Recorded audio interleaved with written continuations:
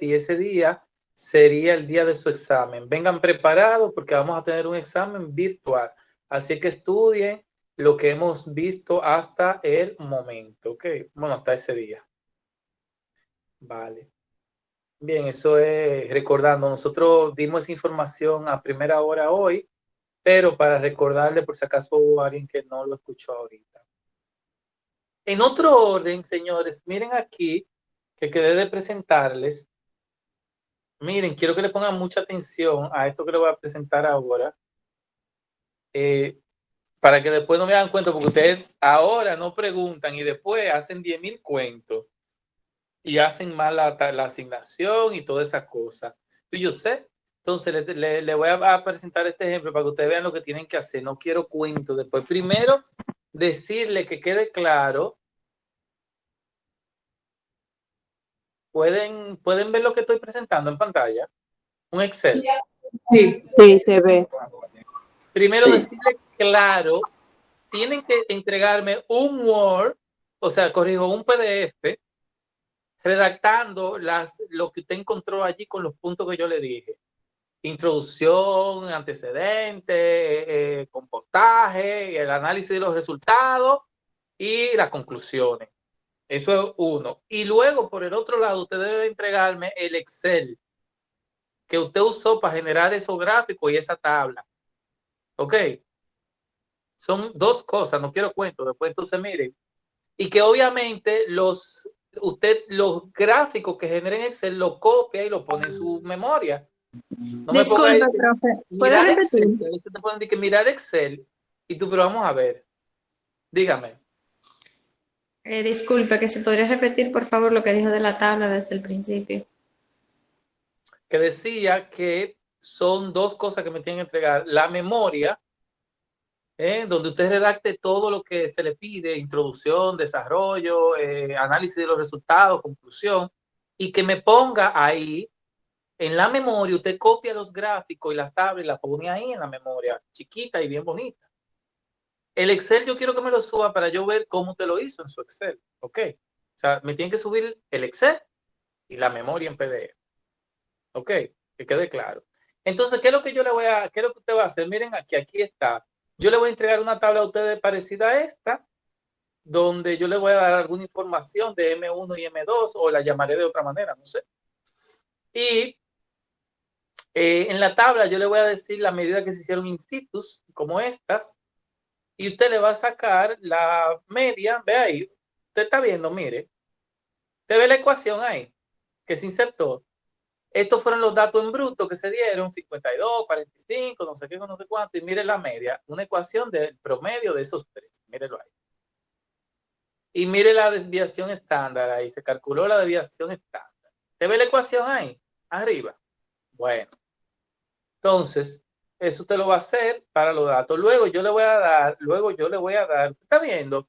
Yo le voy a dar una tabla con datos para calcular la humedad, donde te voy a dar el peso del crisol más la muestra, el peso del crisol más la muestra seca, y en base a eso tú me vas a calcular, yo nada más te voy a dar eso, tú me vas a calcular el porcentaje de humedad.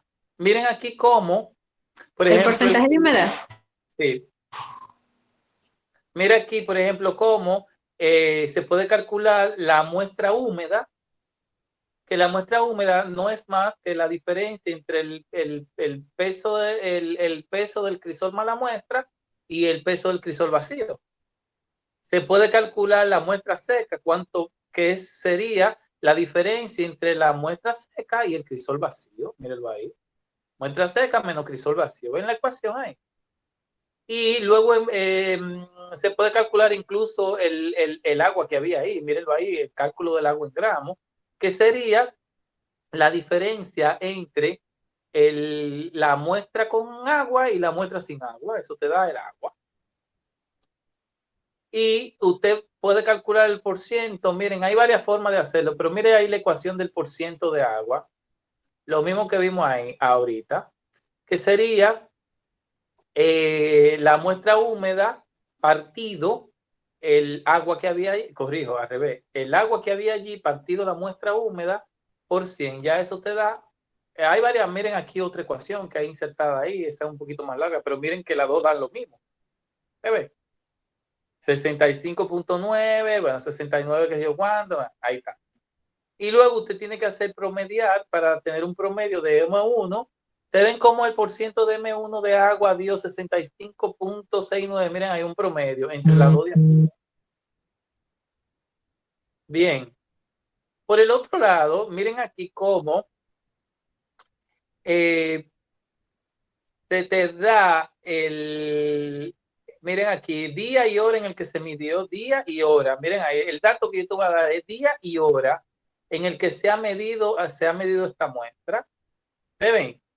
Luego te voy a dar la temperatura del ambiente y te voy a dar la temperatura del frasco de Rottegrader que tenía la muestra M1, M1', M2 y M2'.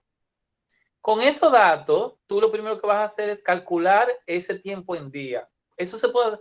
Usted ve la ecuación que tiene insertada ahí, mire la ecuación. El primero es 0, o sea, este es el día 0, y miren el segundo día. La ecuación es esta, en el cual usted puede, con esa ecuación, ya él te da con esa ecuación el tiempo en día, 0.17 días, 0.21 días, un día con 10. Eso se puede hacer para hora también, además para cualquier rango de tiempo, pero en día. Entonces, si cualquier cosa, si usted no sabe hacer eso, mire la ecuación ahí, si usted no sabe hacerlo, eso aparece en los tutoriales o me pregunta a mí o al enlacista y ya. Pero eso no es una cosa del otro mundo. Mire lo sencillita que la ecuación, mira.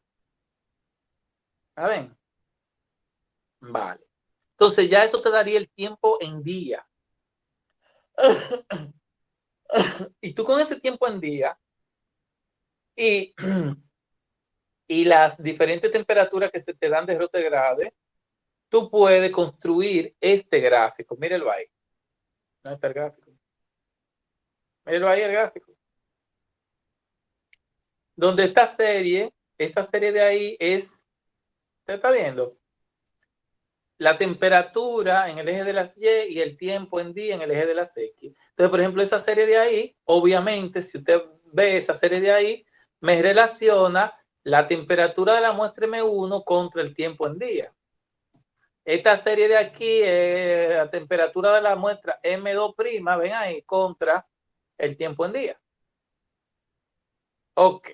Por último, señoras y señores, por último, usted puede calcular el gradiente de temperatura y ese gradiente de temperatura, usted ve que esos días que están ahí, esos días son aquellos mismos que usted ya calculó. Mire la ecuación, igual a este día. Usted está viendo ahí la ecuación, igual a esta casilla, o sea que es el mismo. Solo para poder construir el gráfico, que no es necesario también. Tú puedes coger ese mismo de ahí. Pero bueno, para que lo tengan como en una tabla aparte, te puede ponerlo aquí. Y luego el gradiente de temperatura de M1, mira ahí, sencillo, es la temperatura del ambiente menos la temperatura M1. Y ya ahí te da el gradiente para cada una de ellas así. Y ya que usted tiene ese gradiente calculado, usted puede construir esta tabla. Obviamente, como habíamos analizado que este compost está maduro, no hago ese gráfico porque hay valor incluso de 0 o negativos. Pero este de M1 y M1' que están en termofílico, yo le hago su gradiente. Ese gradiente me mide la temperatura, la diferencia de temperatura contra los días, el tiempo en día. ¿Ok? Eso es lo que yo necesito ver en su Excel y lo que necesito ver en su memoria. ¿Tienen alguna pregunta, alguna duda o alguna cuestionante respecto a eso? Hable ahora o calle hasta la próxima sección. Por ahora no, cuando se tenga se pregunta. Vale. Entonces, para tranquilidad de algunas personas que están por ahí, para su tranquilidad, esta noche le voy a colgar las diapositivas que ya hemos terminado. Incluso creo que esta, como lo vamos a terminar hoy, la cuelgo hoy. Vale. Ahora vamos a ver el tratamiento anaeróbico de los residuos sólidos. Ok. Entonces, Se puede, señoras y señores, se puede con esos residuos sólidos que son biodegradables. Ya yo le decía en clase anterior que usted tiene dos caminos, bueno, varios caminos. Uno de ellos es compostarlo, que es esto es una metabolización aerobia. Ya ustedes ven que ahí el factor oxígeno es importante. O usted puede hacer una digestión anaerobia para producción de biogás. Se llama digestión anaerobia o biometanización de esos residuos. Entonces, la digestión anaerobia de residuos sólidos es un proceso biológico que se da en ausencia de oxígeno y se da a través de varias etapas, ¿ok? Que vamos a ver cada una de las etapas y la biotecnología detrás de cada una de ellas. Entonces, normalmente este proceso se da utilizando una población heterogénea de microorganismos que vamos a ver cuáles son, ¿eh? Y nos permite transformar la fracción degradable, ese carbono lábil, básicamente ese carbono lábil, y parte también del carbono recalcitrante. Lo que no se suele transformar son la parte del nitrógeno, pero esa fracción fácilmente biodegradable nos lo permite convertir en biogás. Y recuerden que el biogás es una mezcla formada básicamente por metano, vamos a verlo por ciento ahorita, y otros gases como dióxido de carbono, vapor de agua. Aparecen pequeñas trazas de hidrógeno y si el proceso no fue muy bien, incluso puede aparecer monóxido de nitrógeno y sulfuro de hidrógeno. Okay. Pero eso son trazas, estamos de evitarlo. Okay. Entonces, como le decía yo, ¿cuáles son los tipos de residuos que usted puede, vamos a ver, que usted puede no, nosotros tenemos diferentes tipos de residuos. Tenemos los residuos sólidos urbanos, residuos sólidos agrícolas, residuos sólidos ganaderos y residuos sólidos industriales. O sea, esos residuos que son degradables, como vemos en la imagen, usted tiene varios caminos para procesarlo. Camino número uno, tirarlo en un vertedero. Eso es un problema porque usted está tirando unos residuos sólidos no estabilizados y al no estar estabilizado, entonces usted está impactando el medio ambiente, teniendo todas esas toxinas que van a generar ello y todo el proceso de contaminación que va a generar ello. Si el vertedero es controlado, bueno, pero recuerden que lo que se está buscando es eliminar a toda costa de esto de vertederos, sino reducir el vertido. Luego usted tiene la incineración, usted puede incinerarlo, pero ya sabemos los problemas que causa la incineración, porque es que nosotros estaríamos transformando todo ese dióxido, todo ese carbono que está contenido en esa materia orgánica en dióxido de carbono y lo estamos mandando directito a la atmósfera como gases que que son de efecto invernadero y que pueden impactar bastante el medio ambiente.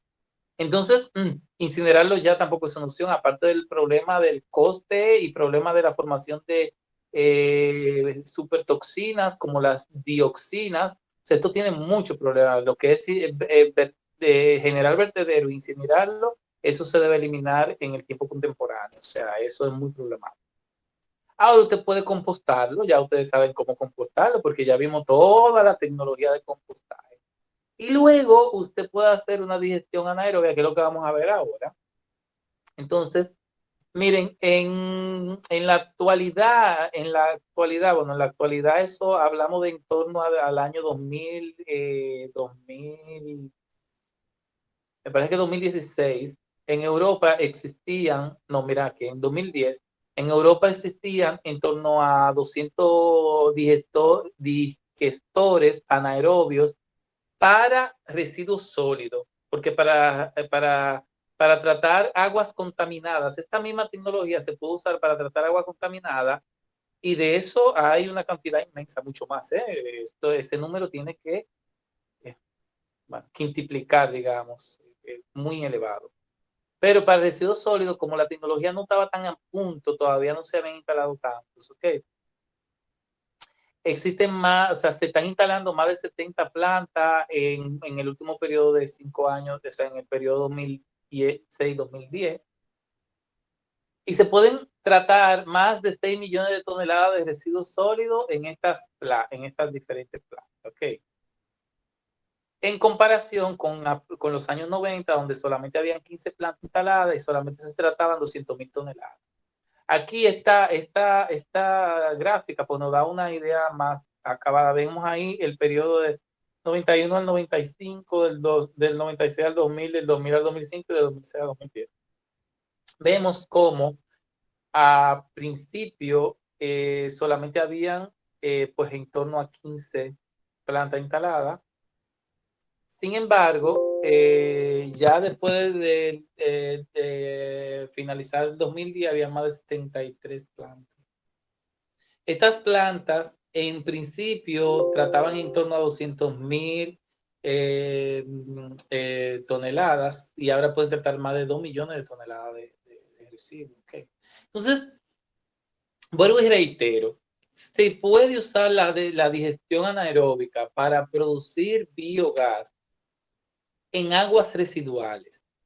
Con lo que tienen que tener esas aguas residuales, alta demanda biológica, es una DBO elevadísima. ¿Okay? Entonces, por ejemplo, las vinazas se pueden tratar con esta tecnología, vinasa, depuradora de mataderos, donde hay el agua mezclada con mucha sangre y muchas cosas de esto. Entonces, ahí se pueden utilizar la digestión anaerobia. Y esa tecnología está mucho más, o sea, hasta esa fecha estaba mucho más trabajada, mucho más entendida, mucho más estudiada a nivel de científico y de laboratorio, y por eso se habían instalado muchas plantas de estas. Sin embargo, para tratar residuos sólidos y semisólidos, hablamos de residuos sólidos, lignocelulósicos, de cualquier residuo de estos que vimos, urbanos, agrícola, ganadero, industrial, y para tratar lodos, esta tecnología no estaba tan a punto, ahora está mucho más a punto y por tanto ahora pues hay mucha más capacidad instalada. ¿Ok? Entonces, bueno, ya vemos ahí nuevamente lo que estábamos comentando de cómo ha ido aumentando la capacidad a medida que pasa el tiempo. Entonces, en los 90 se construían plantas pequeñas, por lo que le decía, la tecnología todavía no estaba muy desarrollada. Y bueno, después del 2005 hay como un corte y se empezaron a construir plantas para residuos orgánicos sólidos, pues mucho más grande. Ahora hay plantas bastante robustas. Vamos a ver alguna que otra imagen de alguna de esas plantas. Miren aquí esta tabla también como, no, para esto básicamente como para lodos, donde tenemos el lodo, por ejemplo, de vaca, de la industria lechera, del queso. Ustedes que el queso, el suero, el lactosuero, se puede biometanizar porque tiene bastante DQO, una DQO bastante elevada, entonces una DBO bastante elevada. Entonces, el lactosuero sería un candidato. Pero también de la industria, bueno, residuos de todo esto del ganadero, pues aquí vemos algunos parámetros como pH y de diferentes autores. El pH, los sólidos disueltos. Okay, entonces aquí tenemos todo lo que son la materia orgánica degradable. Entonces todo esto es materia orgánica degradable. Y aquí tenemos la proteína total por Kendall, la proteína total de Kendall. Y importante, el ratio carbono-nitrógeno. Ese ratio siempre me va a servir, me va a dar una idea de como podemos ver aquí en el ratio carbono-nitrógeno. Ese ratio siempre me conviene que sea un poquito, digamos, elevado, entre 20, 35 por ahí. O sea que más o menos los ratios, en este caso, que es para residuos de ganadero y de la industria láctea, más o menos andan dentro del rango para poder hacer una biometanización. Si el ratio es muy bajito, eso quiere decir que tiene mucho nitrógeno y, claro, pues aquí se me complica porque en esta tecnología, toda esa fase, bueno, vamos a ver el detalle, se convierte en biogás. Sin embargo, la fase de nitrogenada no se convierte y se queda como una especie de lodo. Entonces, si estas tecnologías generan lodos, vamos a verlo, y esos lodos son entonces muy ricos en proteína, porque básicamente es la fase que no se vuelve biogás. Vamos a ver luego por ciento de qué tanto en volumen se me reduce, qué eficiencia tiene, qué tanto se me reduce en volumen, y qué podemos hacer pues con ese lodo, porque es un lodo que tiene bastante nitrógeno. Entonces, las ventajas de la digestión anaerobia, vamos a hablar en este sentido de digestión anaerobia tanto para, aunque ya digo que se puede para agua con alta demanda biológica de oxígeno, vamos a hablar de digestión anaerobia para residuos sólidos orgánicos y para lodos, ¿ok? Lodos que pueden venir, por ejemplo, de depuradora de planta, de depuradora de agua residual, ¿ok? Pues tenemos que hay protección a la salud, porque estos procesos, ya vimos nosotros, eliminan todos los organismos patógenos, y también hay una protección ambiental, o sea, se reducen las emisiones de efecto invernadero, hay una mayor eliminación de la materia orgánica, y hay un mejor control de los residuos odoríferos. Entonces aquí vemos algunas, como este gráfico nos muestra cómo se puede reducir la cantidad de gases de efecto invernadero que se emiten a la atmósfera por los tratamientos. Puede haber una reducción, pues, porque se pueden emitir estos gases desde el tratamiento a la gestión, como vemos aquí, desde la gestión. Se pueden emitir, pueden haber emisiones directas en el proceso de crianza de animales y esto, y pueden pues haber también emisiones desde el suelo.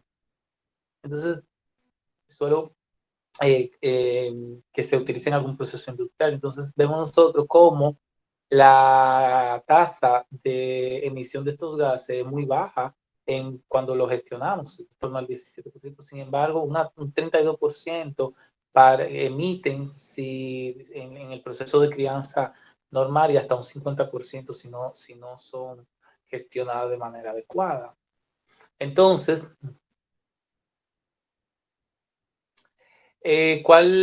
¿por qué ha ido en creciente aumento el interés de esta tecnología de digestión anaerobia para el tratamiento de residuos? Bueno, pues es que se han diseñado digestores anaeróbicos con mayor eficacia, se ha estudiado más la tecnología, y eso nos ha permitido no solo depurar agua, sino también residuos sólidos y lodos. Entonces, esta mejor eficiencia de los digestores ha maximizado la producción de biogás, también se ha incrementado en el mundo la utilización del metano, y esto hace que nosotros pues reduzcamos las emisiones de gases de efecto invernadero, porque ya saben ustedes que el metano es el que tiene poder de efecto invernadero más poderoso de todos esos gases. Que aunque el que más emite el dióxido de carbono, este es el más potente. Luego, también se consiguen biosólidos de mayor calidad, que era lo que decía, estos lodos que se generan por la fracción proteica porque es la fracción que contiene nitrógeno, y ese nitrógeno no se metaniza. Entonces, ese lodo sí que se pueden utilizar para procesos de fertilización, o sea, se puede estabilizar, y se puede utilizar para procesos de fertilización, y eso serían biosólidos. Ok. También se reduce la cantidad pues de sólidos producidos por el tema del consumo energético, y pues por tema del transporte público, el transporte en sentido general. También se ha logrado reducir el tamaño del reactor, porque se ha logrado tener más eficiencia. Entonces, esto ha incrementado la capacidad de carga, y eso ha sido bastante bueno. Y también se ayuda a mejorar, a recuperar los nutrientes. Señores, la digestión de residuos sólidos no es una cosa. A ver, en los últimos años se ha mejorado la tecnología, pero es una cosa que se conocía y se hacía desde tiempos antiguos. Eh, Incluso en el siglo XIX, ya a finales del siglo XIX, se hacían fosas donde se depositaban todos estos residuos, y pues ellos en esa fosa hacían una especie de digestión anaerobia. El fin no era obtener el biogás, sino era porque como se degradaban bastante en volumen y en capacidad de contaminación, pues era para esto, como era un método de procesado de los residuos sólidos de la ciudad de esa época. Bueno, luego se vio el potencial de que de aquí podíamos sacar biogás, entonces empezó a hacer este proceso. Entonces es un proceso, obviamente, que ya te sabes, un proceso complejo que se da en varias etapas, en el cual intervienen varios grupos de organismos.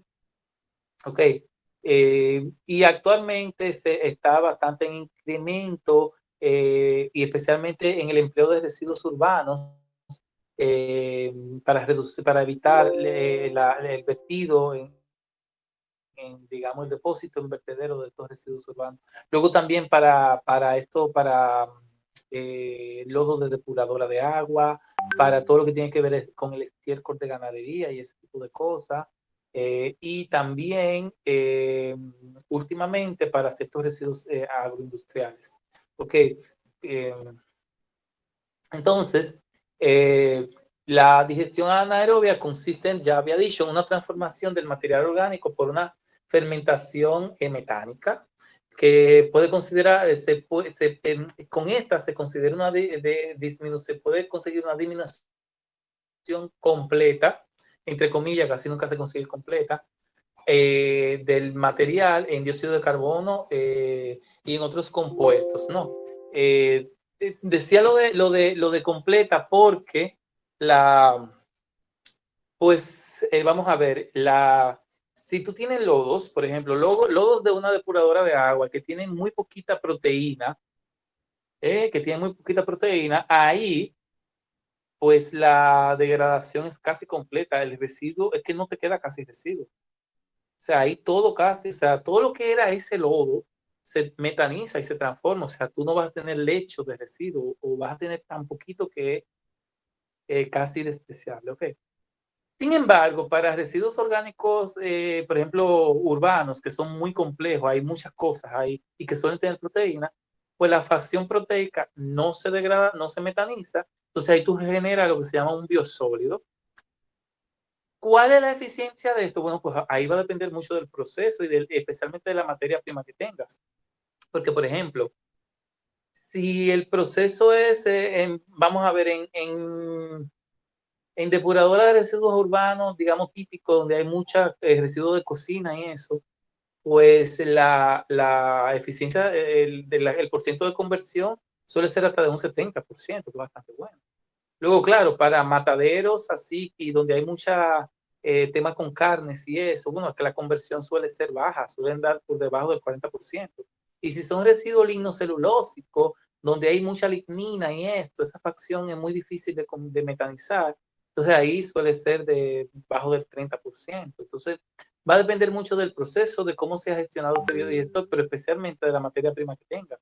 Entonces ya vemos ustedes aquí, vemos cómo el biogás contiene entre el 55 y el 65% de metano.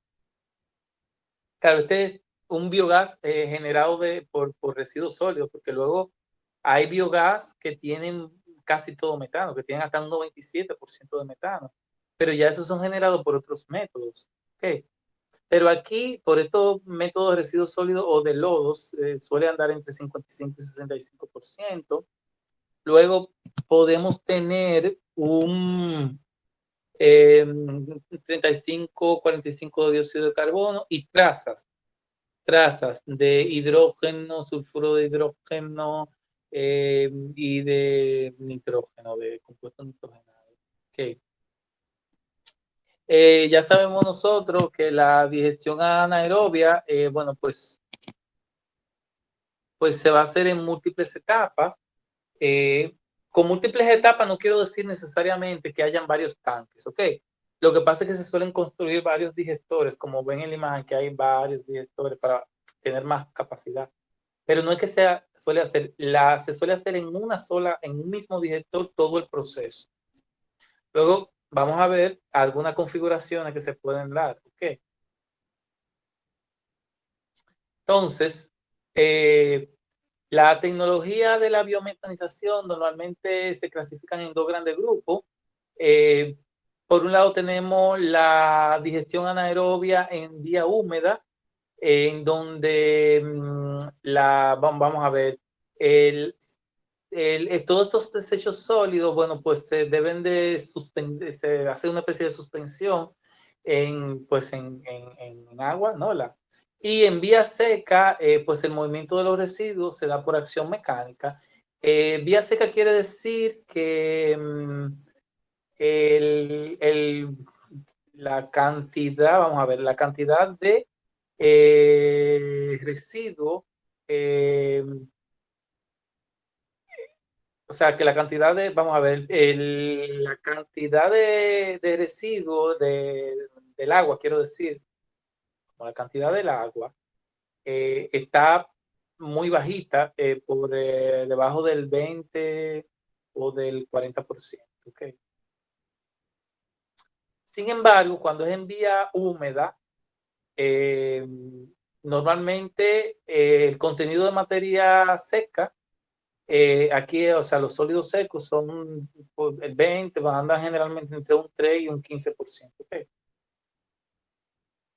Entonces, miren cómo es el proceso. Aquí tenemos más o menos el biodigestor. ¿Mm? El biodigestor. Entonces, aquí nosotros tenemos una alimentación muy variada, donde pueden entrar compuestos orgánicos, nitrógeno orgánico, fósforo, azufre, amoníaco, sulfatos, fosfatos, entre otros. Entonces, aquí en el digestor hay un consorcio bacteriano que viven de manera sintrófica, que uno actúa dándole paso al siguiente. Y bueno, pues se generan el metano, el biogás con su metano, su dióxido de carbono, traza de sulfuro, por eso huele, tiene ese olor, por ese sulfuro de hidrógeno. Y luego poquito monóxido de nitrógeno y también óxido nitroso y también pues trazas de hidrógeno. Luego, como les decía yo a ustedes, como esta entrada fue tan variada y habían compuestos nitrógeno orgánico, pues entonces se generó un biosólido, un lodo, este residuo. Y luego la salida, también podemos tener a la salida a una escoria, suele haber una escoria como espumosa. Esa escoria puede tener fosfatos, amoníaco, entre otros. Suele ser estar sulfídrico, entonces suele estar bastante, digamos, suele oscurecer por la presencia del sulfídrico y ese compuestos sulfurados. Entonces, resulta que aquí, recuérdense que nosotros hablamos de que si nosotros primero bajamos la carga contaminante, porque bajamos la carga contaminante, y segundo, reducimos la cantidad de contaminantes, bueno, ya vemos ahí que hay aplicación en la cual se reduce hasta el 99% y otras 70% y otras muy bajas, pero bueno, que se reduce, pues me vale el proceso, porque a mayor obtengo estos gases, ¿no? Bueno, este biogás, que es mi compuesto energético que puedo utilizar. Entonces, normalmente la digestión anaerobia sigue esta secuencia. Se hace una selección, a veces un pretratamiento de ese material orgánico, se acondiciona para su proceso de digestión, acondicionar si hay que mezclarlo, si es en base, normalmente se hacen en base húmeda, se hace en base húmeda, se mezclan con toda esta, ¿no? Si hay que ajustarla. Luego hay una de digestión anaerobia, donde se produce el biogás y luego este biosólido se puede deshidratar, hacer un proceso, ¿no? de sacarle el líquido por un filtro prensa y esto. Y luego pues se hace un proceso de estabilización de ese deshidratado, porque hay que estabilizarlo, y se aprovecha y se recoge pues el biogás, que se puede utilizar para generar calor, electricidad o cualquier otra aplicación. Entonces, con respecto a las diferentes etapas de la digestión anaerobia, nosotros vamos a ver aquí, esto es lo que pasa dentro del bioreactor. Hay un conjunto de etapas que vamos a ver más detalladamente. Yo simplemente le voy a introducir el gráfico. Luego volvemos a ver si quieren, porque vamos a ver cada etapa. Entonces, nosotros primero tenemos una fase de hidrólisis. Ven aquí. es importante bien saberlo. Esa fase de hidrólisis, donde nosotros tenemos entrada de materia compleja. Esa materia compleja va a tener proteínas, carbohidratos, grasas. Por ejemplo, la grasa tiene un tema, que la grasa, los compuestos que tienen mucha grasa producen mucho metano, o sea, ahí la producción de metano es muy buena. Sin embargo, ellas como tienen esa como viscosidad y pueden conglomerar, pueden hacer un conglomerado ahí, compactar cosas ahí. Y ese compactamiento hace que las bacterias tengan poca acción y me baja la eficiencia. O sea que la grasa hay que manejarla. Lo que se recomienda es siempre mezclarla. Si tú tienes un producto que te produce poco metano y luego la grasa que te produce mucho, pues mezclarla para reducir la cantidad de grasa y que el proceso vaya bien. O sea, un equilibrio entre tengo eficiencia de la bacteria trabajándome y me produce bastante metano porque tengo grasas ahí. Entonces, claro, esa hidrólisis va a ser un proceso en el cual se van a degradar todos esos materia orgánica compleja en unidades degradables, fermentables, como las proteínas en aminoácidos, los azúcares, los carbohidratos en azúcares, los lípidos en ácidos grasos, en alcoholes. Entonces, la hidrólisis, y luego de esa hidrólisis vamos a tener una acidogénesis, esa es la siguiente etapa. La acidogénesis, recuérdense que un conjunto de bacterias toman estas unidades degradables como azúcares, ácidos grasos, y pueden pues, formar los ácidos del lugar, el propiónico, el butírico, o directamente formar melacetato, que es digamos, el metabolito que da pie al metano. Entonces, aquí vemos nosotros que la hidrólisis, muchas veces la hidrólisis en conjunto con la acidogénesis me forma una etapa como que más grande que se le suele llamar fermentativa o fermentación y o acidogénesis. Entonces, vemos aquí como esta fase completa llamada acidogénesis comprende lo que es la hidrólisis y la acetogénesis. ¿Okay? Entonces, ya le decía yo, ahí, claro, lo que quiere decir el número 1, que lo vamos a ver más adelante, es que estas son un tipo de bacterias. Estas bacterias, vamos a ver sus condiciones más adelante y algunos ejemplos de ellas, pues hay algunas que te pueden producir el acetato directo, que es el metabolito de transición hacia el metano, es súper importante, o algunas te pueden producir los ácidos del lugar, propiónico, butírico, etc., etc., pero siempre te producen con mayor ácidos intermedios con más de 2 cadenas, con más de 2 carbonos. Si, porque ellas, si tienen menos de 2 carbonos, entonces ya te va a producir el acetato directamente. Entonces, si es con más de 2 carbonos, te producen el ácido intermedio y a partir de ese ácido, pues, es que ella, entonces te pueden producir el acetato. Entonces, por eso se llama acetogénesis. Entonces, luego hay bacterias también de estas que pueden producirte pequeñas trazas de hidrógeno y estas que producen hidrógeno, pues pueden a partir de ese hidrógeno producirte el acetato, te pueden producir directamente el acetato. También hay algunas que a partir de los subproductos, de los ácidos, pues te pueden producir el hidrógeno más el dióxido de carbono. El tema es que estas bacterias trabajan en conjunto, o sea, trabajan en sintrofis, una después de la otra. O sea, la que hacen hidrólisis, que me cortan todas esas bacterias, esa materia orgánica compleja, le dan paso a la que hacen acetogénesis o a la que hacen acidogénesis. ¿Ok? Entonces, claro, si una etapa no va bien, pues las otras se me van a inhibir. Por ejemplo, unas bacterias que hay que controlar, un grupo que hay que controlar bastante, es este grupo de aquí que me produce hidrógeno. ¿Por qué? Porque el hidrógeno, vamos a ver ahorita, es un agente inhibidor. Entonces hay que tener mucho cuidado con la acumulación de hidrógeno en el sistema. O sea, hay que tener entonces bacterias que consuman ese hidrógeno. Entonces, luego que tú tienes o el hidrógeno o el acetato, hay una serie de bacterias que me pueden producir la metanización a partir del acetato en esta última fase, que es la fase de metanogénesis. Que del acetato me producen el metano y dióxido de carbono. Hay otras que me producen, pues, el metano me lo producen directamente desde el hidrógeno, pero obviamente estas son digamos, mucho menor en porcentaje, ¿no? Entonces,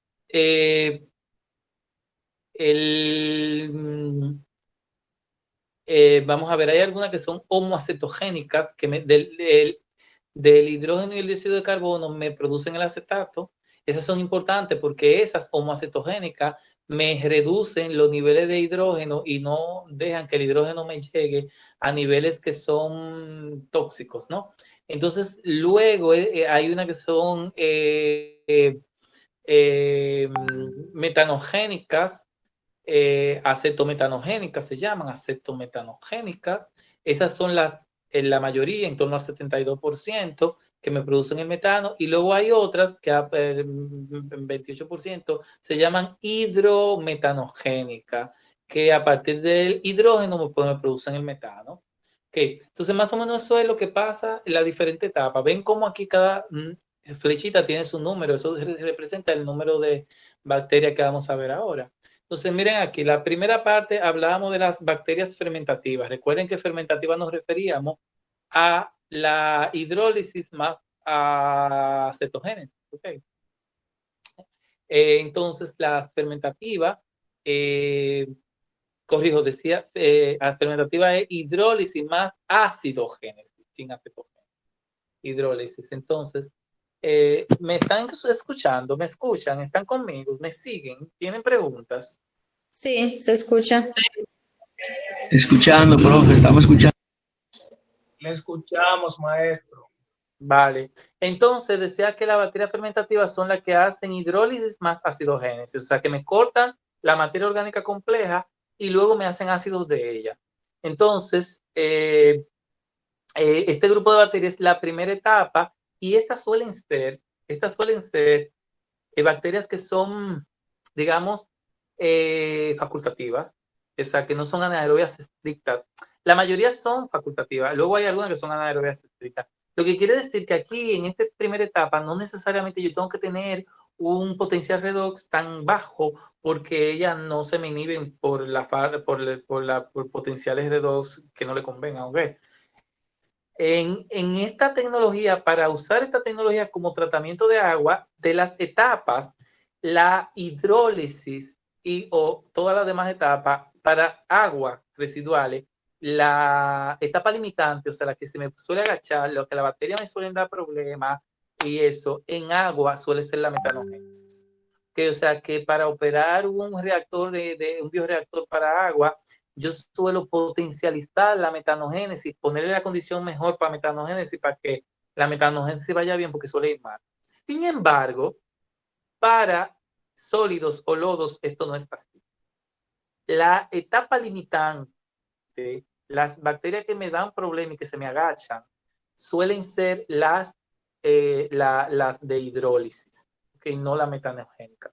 La de hidrólisis suelen tener problemas. ¿Por qué? Porque hablamos de material orgánico complejo, a la bacteria hidrolítica se le es difícil acceder a ella, romper todas estas moléculas para que la siguiente parte del proceso vaya bien. Entonces, en el caso de operar un reactor de esta naturaleza, yo suelo dar las condiciones mejor, que la vamos a ver ahora, para que la hidrólisis vaya bien, porque la metanogénesis ya de por sí suele ir bastante bien.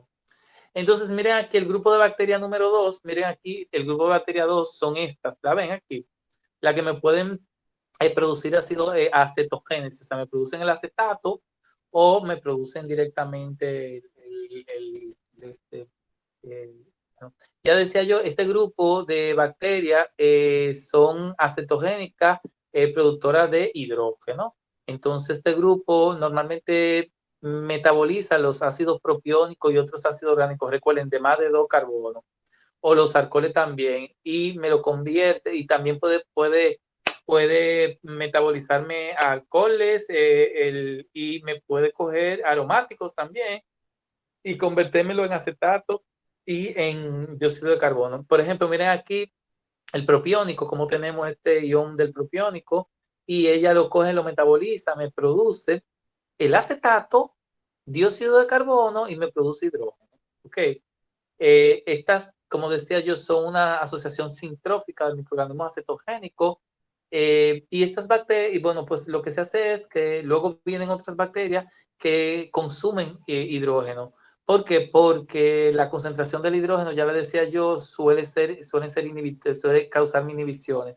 Para evitar las inhibiciones no puede haber, por ejemplo, si hay una presión parcial de más de 100 ppm de hidrógeno, pues en el tanque se me inhiben las bacterias. Entonces, para evitar que se llegue a esas presiones parciales, lo que se hace es que luego vienen otras bacterias que consumen hidrógeno para evitar eso. Estas que consumen hidrógeno se llaman homoacetogénicas y estas producen acetato a partir de hidrógeno y dióxido de carbono. Ven ustedes que aquí estas me están produciendo dióxido de carbono e hidrógeno. Entonces, eso es la de síntesis básicamente. Entonces, estas bacterias, las homoacetogénicas, que pueden utilizar ese gas de síntesis, dióxido de carbono e hidrógeno, bueno, le falta monóxido, el gas de síntesis suele tener mucho monóxido de carbono. Pero bueno, esta mezcla gaseosa, vamos a llamarle, suelen ser el Clostridium, por ejemplo, Clostridium aceticum o el Acetobacterium de Wody o Clostridium aceticum butylicum, bacterias que ya conocemos, hemos visto, ¿no?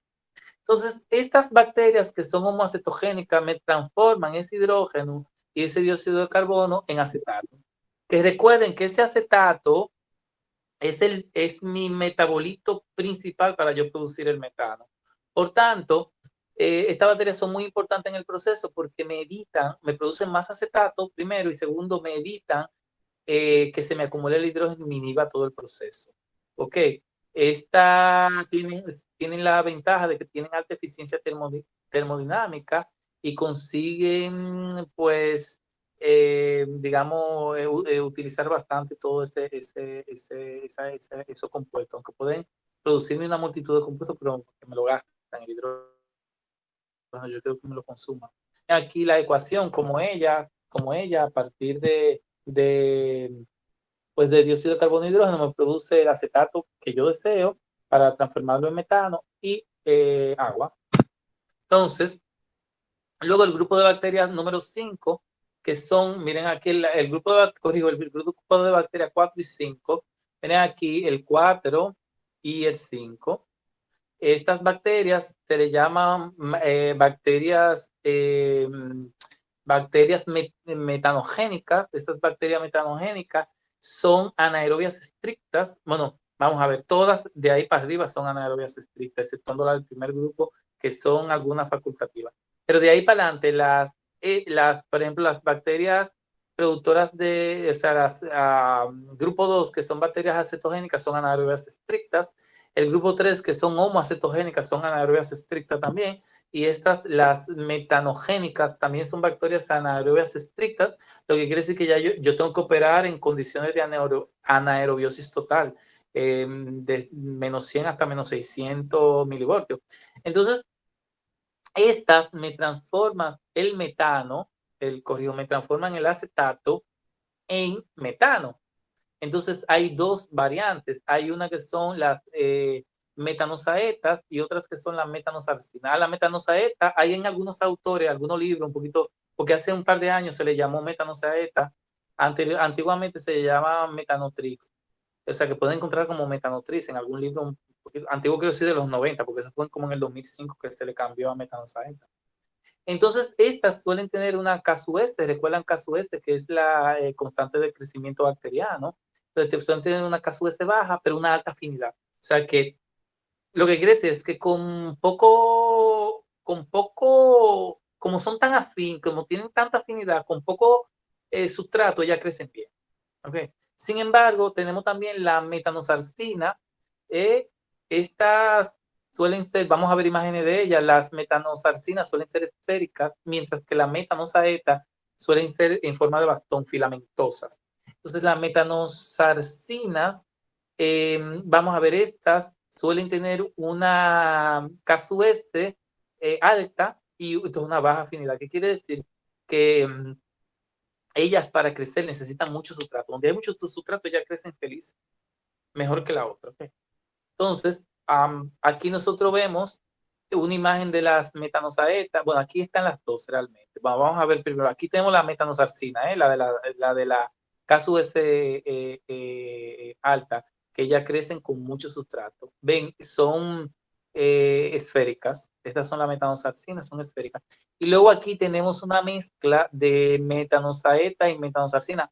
Obviamente, estas que son esféricas son las metanoxarcinas y estas que son filamentosas en forma de bastón alargado son las metanoxaetas.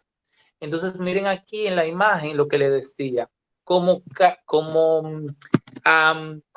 las metanoxaetas tienen una KS baja y alta afinidad. Miren aquí cómo en la curva de crecimiento, la que está en rosa son metanoxaetas y la que está en azul son metanoxarcinas.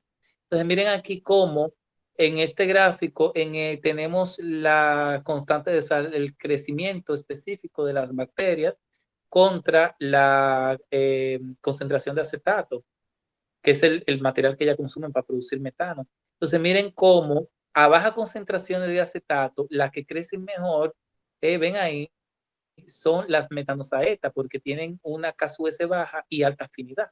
Sin embargo, luego cuando hay mucha concentración de acetato, en alta concentración de acetato, las metanoxarcinas crecen mejor. Como ven en la gráfica aquí, la parte azul, crece mucho mejor la metanoxarcina. Pero a baja concentración, la que crece mejor son las metanoxaetas. ¿Se entendió esa parte? Sí. Bien, luego aquí podemos ver cómo nosotros podemos operar un biodigestor en psicofílico, en mesófilo o en termófilo. Vamos a ver, las bacterias termófilas pueden operar en casi todos los rangos, como ven ustedes, claro. Como ven ustedes, su pico de mejor, que su crecimiento mejor, su pico mejor está a altas temperaturas. Luego lo mismo pasa con las mesófilas, pueden operar en mesofílico o en psicófilo, pero ven ustedes que en psicófilo ya no operan bien, sino que operan mejor en ese rango de temperatura.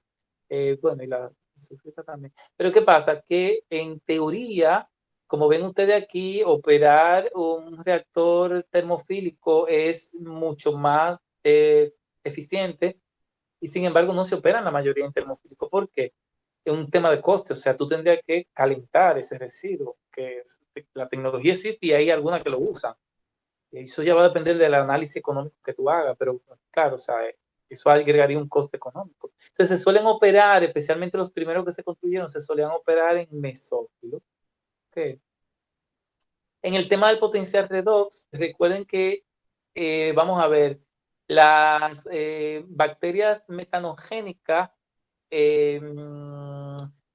son anaerobias estrictas, por tanto, ellas operan bien en torno a menos 350 milivoltios de potencial redox. Eso no quiere decir que ya no operen bien a 600 o a menos 600 o a menos 100, sino que ese es el óptimo. Okay, luego ellas operan, porque se suele operar por debajo de este potencial redox.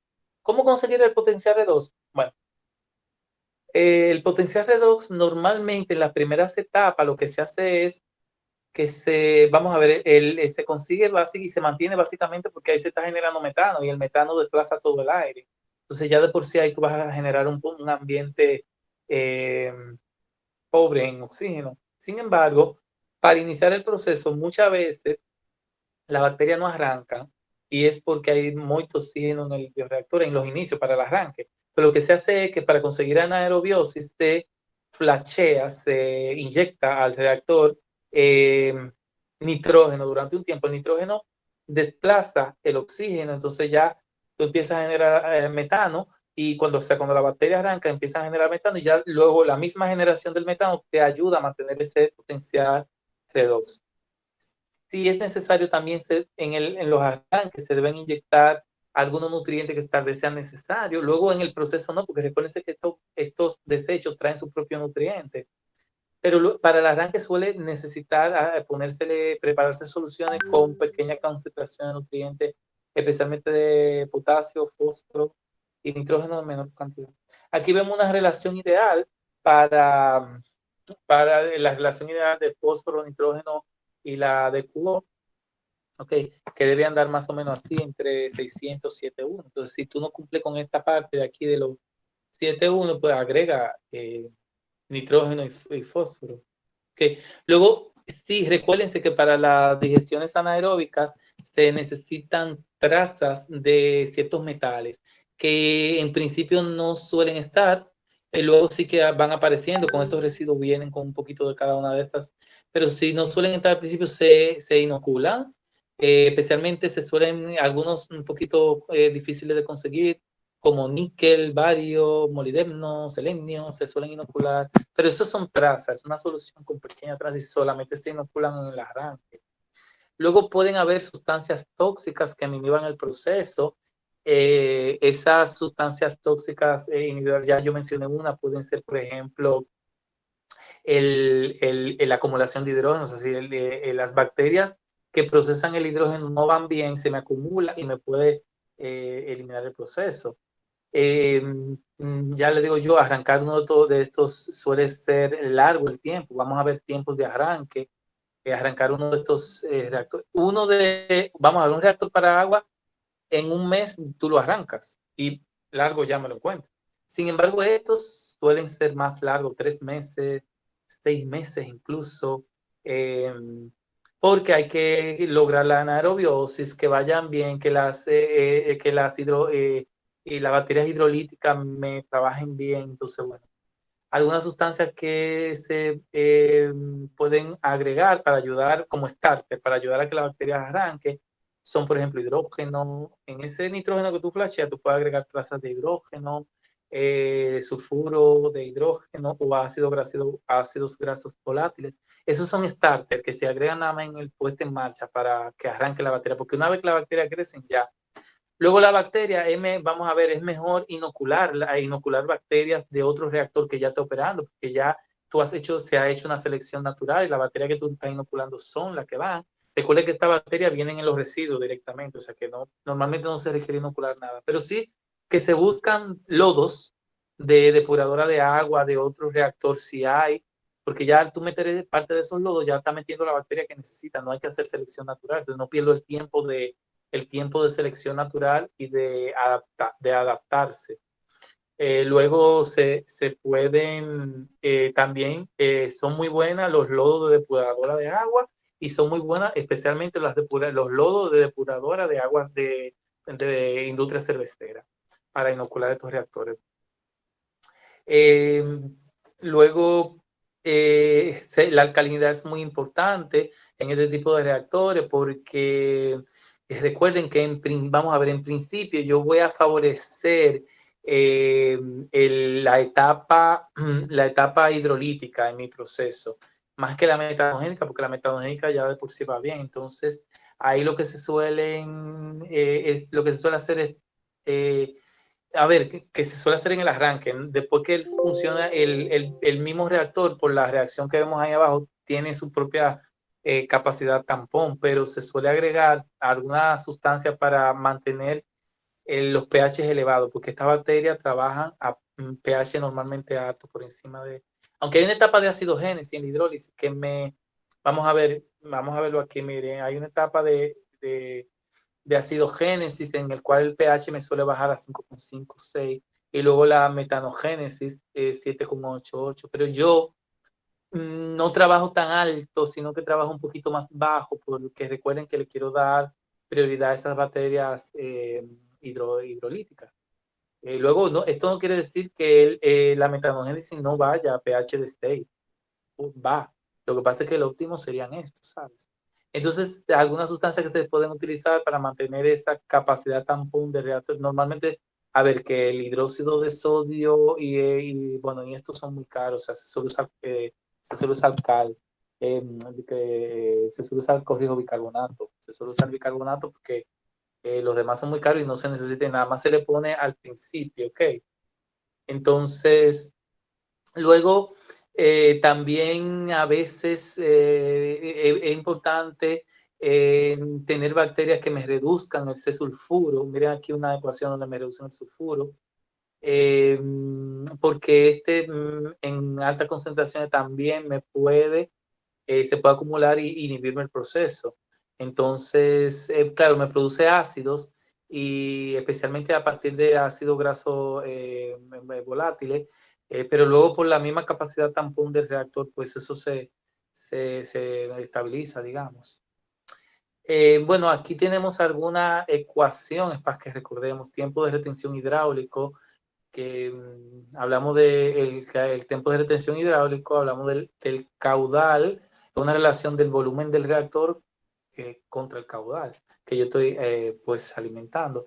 Entonces luego hay otro tiempo de retención que es el tiempo de retención del sólido, que tiene que ver con un sustrato en concreto, y claro, el volumen del reactor y el caudal. Entonces, claro, el tema del TRH, el TRS, tiempo de retención hidráulico, tiempo de retención de sólido, es que, por ejemplo, aquí, si el reactor es digamos, de mezcla, pues el tiempo de retención hidráulico va a diferir del tiempo de retención. Pero si es de flujo pistón, pues va a ser el mismo, se va a igualar, porque el tiempo de retención de hidráulico va a ser el mismo que el sólido va a durar dentro del reactor. ¿Se entiende eso? Luego, para reactores en mesofílico, miren cómo el tiempo de retención hidráulico es entre 15 y 30 días. Sin embargo, para reactores en termofílico, pues se reduce mucho porque es un reactor mucho más eficiente, como vimos en la gráfica. Entonces ahí tenemos entre 12 y 14. Luego tenemos la velocidad de la carga orgánica, que tiene que ver con la concentración de sustrato. La ven aquí, esa es la concentración de sustrato. Y la velocidad de carga orgánica, B o C, sería la concentración de sustrato partido el tiempo de retención hidráulica. Entonces, por último, vamos a ver algunos diagramas de operación del reactor. Suelen tener suelen ser tanques cilíndricos con un techo, digamos, flotante, un techo cónico flotante. A veces suelen tener sistemas de agitación. Vamos a ver algunos ejemplos de sistemas de agitación. Y en este caso, los tiempos de retención para procesar suelen ser entre 30 y 60 días. Entonces, miren aquí, el tanque, por aquí suele entrar, ¿no?, el lodo crudo. Entonces, esta es la zona donde se da esa parte más activa, donde se hace todos los procesos termofílicos. Ven que es un solo reactor. Luego se van generando estos pequeños lodos que yo les decía que son bioresiduos que hay que estabilizar. Este en concreto tiene un calentamiento se calienta o sea, esto queda en termofílico para tener una temperatura óptima. Luego se suele generar una espuma y una escoria que se suelen retirar también. Y aquí es donde tenemos todo el gas y la campana, el domo de ese gas, donde se extrae el biogás. Y si ustedes buscan en la bibliografía van a encontrar muchos esquemas. Aquí tenemos un esquema más ingenieril, más depurado, donde ya se tienen algunas dimensiones, entradas, salidas, pues de ese bioreactor. Miren aquí otro esquema donde tenemos, este es de tanque agitado. Ven, entonces aquí, por ejemplo, ven que esta es la zona donde se va generando la escoria. Aquí recogemos el biogás. Aquí tenemos la zona donde está, y tenemos una agitación. Aquí tenemos la zona de actividad, el lodo que se va generando aquí. Entonces tenemos un agitador. Entonces ven ustedes cómo cuando hay un sistema de mezcla, si este tiene sistema de mezcla y de calentamiento, si tiene sistema de mezcla y de calentamiento, bajamos el tiempo de retención de 30 a 60 días a 15 y 20 días. O sea que hay un balance ahí de costo, bueno, si puedo hacer esto, pues voy a reducir el tiempo de retención hidráulica. Miren aquí como, por ejemplo, sistema de agitación. Este sistema es bastante interesante porque pone aquí, ¿no? Pone placas deflectoras, como que divide el reactor en dos secciones y pone placas deflectoras acá. Entonces lo que se hace es que el mismo gas que se está generando sirve para mover mecánicamente, para el movimiento mecánico interno, ¿ven? Entonces ese mismo gas inyecta presión y hace este movimiento circular ayudado por la placa deflectora y bueno, luego se va retirando el gas. Y así, o sea, que el mismo gas generado sirve para... Este también es igual, lo único que la placa de no tiene una placa deflectora central, sino que el movimiento, el gas se inyecta aquí abajo, ¿lo ven? Entonces él sube por este túnel y obliga a dar la vuelta a todo el fluido y volver y subir y dar la vuelta y se mantiene así. Entonces con el mismo gas yo voy moviendo el reactor. Luego aquí tenemos agitación mecánica utilizando aspas con dos placas de reflector. El movimiento se da aquí y todo el fluido tiene que girar acá. Y luego también existe la posibilidad de mover sin placa deflectora, de mover en esta zona para que el reactor vaya teniendo este fluido. Luego miren aquí un reactor en 2 etapas. Si nosotros queremos evitar situaciones, ¿no? Yo lo que puedo hacer es hacer un reactor en 2 etapas. En esta etapa hago la hidrólisis y la acidogénesis y luego en la siguiente etapa pues hago la parte de la metanogénesis. Y así yo suelo optimizar una etapa y luego optimizar la otra etapa. O sea, este es en flujo pistón, por ejemplo. Ven ahí como hay recirculación porque está en flujo pistón y aquí es de mezcla completa. Bueno, este es flujo pistón, la primera etapa es flujo pistón, esta es la composición y aquí, bueno, sí que hay mezcla completa. Ya se deja que haga la metanogénesis. Respecto a la estabilidad, bueno, es lenta. Los microorganismos para arrancar se dura de 3 a 4 meses arrancándose el reactor, va haciendo toda la variabilidad del lugar y hay que evitar la toxicidad. Con respecto, por último, a la economía, hay que hacer una relación del tamaño óptico del digestor. Si voy a operar en termofílico, en mesofílico, voy a utilizar, o sea, qué control de temperatura voy a usar, la complejidad de lo que yo voy a degradar ahí. Si voy a tener una supervisión mínima, o sea, si voy a usar control automático, lo voy a tener con operación manual. En el caso del termofílico versus el mesofílico, bueno, simplemente hay que ver ahí qué me conviene más, si calentar este residuo o a operar en meso, aunque me baja la eficiencia, el tamaño del reactor en ese sentido. Si utilizo digestión seca o digestión sólida, recuerden, si utilizo una sola fase, lo hago todo en una sola fase o lo hago en 2 fases, como vimos. O hago lo que se llama la codigestión, que habíamos de mezclar residuos para que la digestión vaya mejor, el ejemplo de la grasa.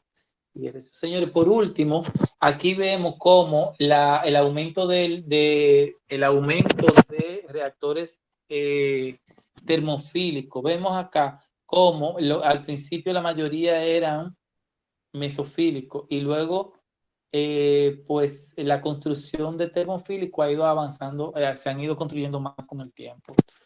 Señoras y señores, eso es todo de mi parte. Ahí está la bibliografía que se ha utilizado para esta parte. Si tienen preguntas o dudas, este es el momento de hacerlo. Preguntas, dudas, cuestionantes. Hable ahora o calle hasta la próxima sección. Pausa para esperar respuesta.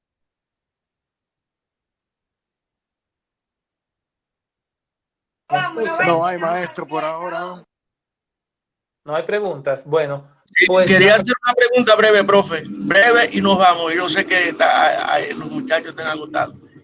Aquí en la República Dominicana aún no se ha inventado, no se ha procreado lo que es un biogestor o digestor anaerobio para la producción de biogás con el objetivo de comercialización. Si se usan es de forma de planta piloto para consumo de una pequeña población, pero no para comercialización. Creo así, sí, profe. Sí, suelen ser de uso interno y de residuos sólidos, hasta donde yo tengo entendido, no hay. Sí que hay para residuo líquido, pero para el consumo interno de la propia industria, por ejemplo. Porque entonces habría que potencializar el uso del biogás, que eso es otro trabajo aparte, no solo tenerlo, sino porque de qué me vale producirlo si no tengo consumidores, entonces hay que potencializar el consumo directamente. Bien, pues gracias por la observación. Yo esta noche voy a colgar estas 2 diapositivas que terminamos de ver, la tarea y todo el material de Rottergrader y el manual del compostador que le había prometido, para que puedan ejecutar su tarea para la próxima semana. Simplemente decirle feliz resto del año nuevo, disfruten su año nuevo, sigan la reglamentación que han dado las autoridades de este país hoy. Así es que nada, nos vemos la próxima semana. Feliz resto de la noche. Bye, bye. Feliz año nuevo. Gracias, igual.